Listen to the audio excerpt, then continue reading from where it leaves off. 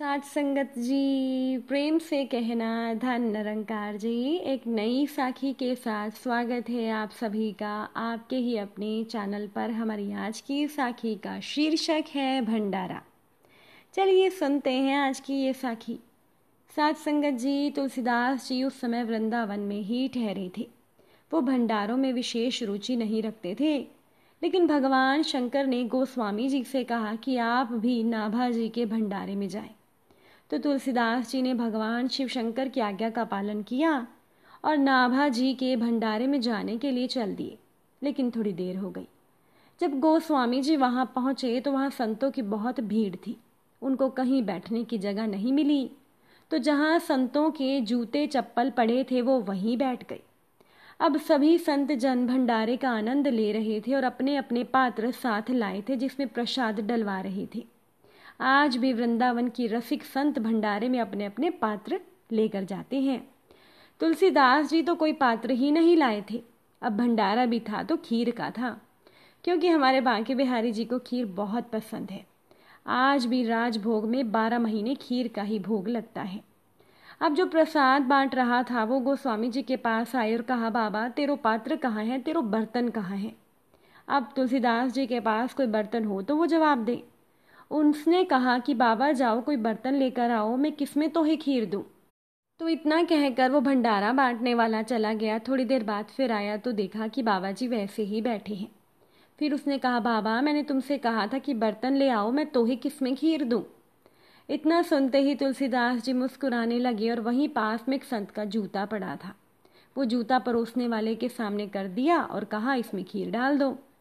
तो वो परोसने वाला क्रोधित होकर बोला, बाबा पागल हो गए हो क्या, इसमें खीर लोगे। उल्टी सीधी सुनाने लगा तो संतों में हलचल मच गई। श्री नाभा जी वहां दौड़े आए तो गोस्वामी जी की आंखों में आंसू भर आए और कहा कि ये जूता संत का है और वो भी वृंदावन के रसिक संत का, और इस जूते में ब्रज रज पड़ी हुई है, और ब्रज रज जब खीर के साथ अंदर जाएगी तो मेरा अंतःकरण पवित्र हो जाएगा। जैसे ही सबने गोस्वामी जी की ये बात सुनी तो सब उनके चरणों में गिर पड़े। सर्ववंद महान संत के ऐसे दैन्य को देखकर सब संत मंडली अवाक रह गई। सब ने उठकर प्रणाम किया। उस परोसने वाले ने तो शतावर क्षमा प्रार्थना की। ऐसे हैं तुलसीदास जी महाराज। साथ संगत जी, तुलसीदास जी जब वृंदावन आए तो वो जानते थे कि राम ही कृष्ण है और कृष्ण ही राम है। वृंदावन में सभी भगत जन राधे राधे बोलते हैं। तो तुलसीदास जी सोच रहे थे कोई तो राम राम कहेगा, लेकिन कोई नहीं बोलता। जहां से देखो केवल एक ही आवाज, राधे राधे श्री राधे राधे। तो तुलसीदास जी के मन में विचार आया कि क्या यहाँ राम जी से बैर है लोगों का। देखिए तब कितना सुंदर उनके मुंह से निकला, वृंदावन ब्रजभूमि में कहाँ राम सोबेर, राधा राधा रटत है आंख ढाक अरुखेर। जब तुलसीदास जी ज्ञान गोदड़ी में विराजमान श्री मदन मोहन जी का दर्शन कर रहे थे, श्री नाभा जी और अनेक वैष्णव इनके साथ थे। इन्होंने जब श्री मदन मोहन जी को दंडवत प्रणाम किया तो परशुराम दास नाम के पुजारी ने व्यंग्य किया कि अपने अपने इष्ट को नमन करे सब कोय, बिना इष्ट के परशुराम नवे सो मूरख होए। श्री गोस्वामी जी के मन में श्री राम और कृष्ण जी में कोई भेदभाव नहीं था, परंतु पुजारी के कटाक्ष के कारण अपने हाथ जोड़कर श्री ठाकुर जी से कहा, हे ठाकुर जी, हे राम जी, मैं जानता हूँ कि आप ही राम हो, आप ही कृष्ण हो, और लेकिन आज आपके भगत के मन में खेद आ गया है। आपको राम बनने में कितनी देर लगेगी, आप राम बन जाइए ना। कहाँ कहो छवि आज की, भले बने हो नाथ, तुलसी मस्तक नवत है धनुष बाण लोहात। ये मन की बात बिहारी जी जान गए और फिर देखिए क्या हुआ। किरत मुरली कित चंद्रिका कित कोपिन के साथ, अपने जन के कारणे कृष्ण भये रघुनाथ। देखिए कहाँ तो कृष्ण जी बांसुरी लेकर खड़े होते हैं गोपियों और श्री राधा रानी के साथ, लेकिन आज भगत की पुकार पर कृष्ण जी साक्षात रघुनाथ बन गए हैं और हाथ में उनके धनुष्बाण था। साथ संगत जी, एक बार की बात है कि 3 दोस्त भंडारे में भोजन कर रहे थे। तो उनमें से एक बोला, काश हम भी ऐसा भंडारा दे पाते। तो दूसरा बोला, हाँ यार, सैलरी तो आने से पहले ही जाने के रास्ते बना लेती है। तीसरा बोला, खर्चे इतने सारे होते हैं, कहाँ से दे भंडारा। तो उनके पास बैठे एक महात्मा भंडारे का आनंद ले रहे थे। वो उन तीनों दोस्तों की बातें भी सुन रहे थे। तो महात्मा उन तीनों से बोले, बेटा भंडारा करने के लिए धन की नहीं, अच्छे मन की ज़रूरत होती है।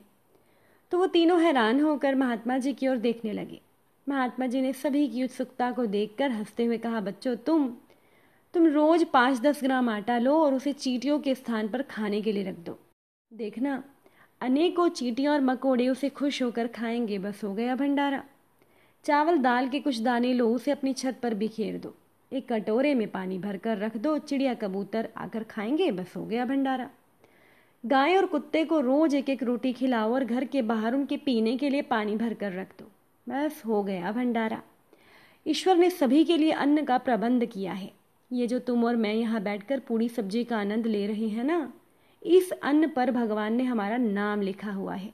बच्चों, तुम भी जीव जंतुओं के भोजन का प्रबंध करने के लिए जो भी व्यवस्था करोगे वो भी उस ऊपर वाले की इच्छा से ही होगा। यही तो है भंडारा।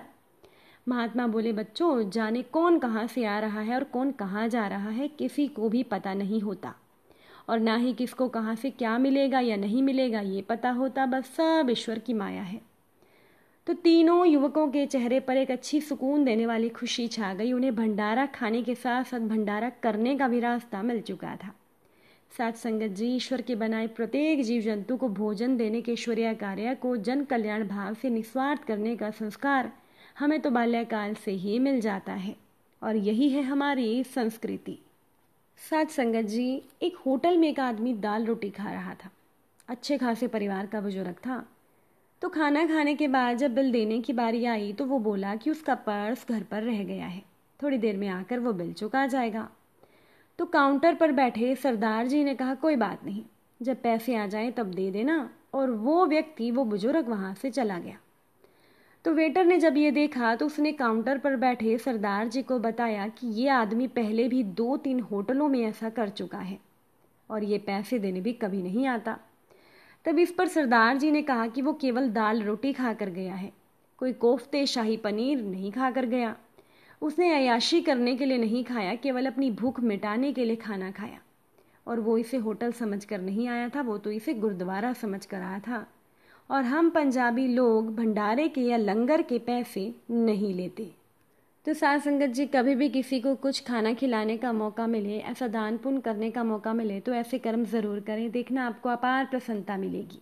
एक कदम सेवा की तरफ बढ़ाएं तो सही, जीवन में अपार खुशी और ईश्वर की कृपा आपको ज़रूर प्राप्त होगी। अगर आज की ये साखी आपको अच्छी लगी हो, वीडियो को लाइक शेयर ज़रूर कर दीजिएगा।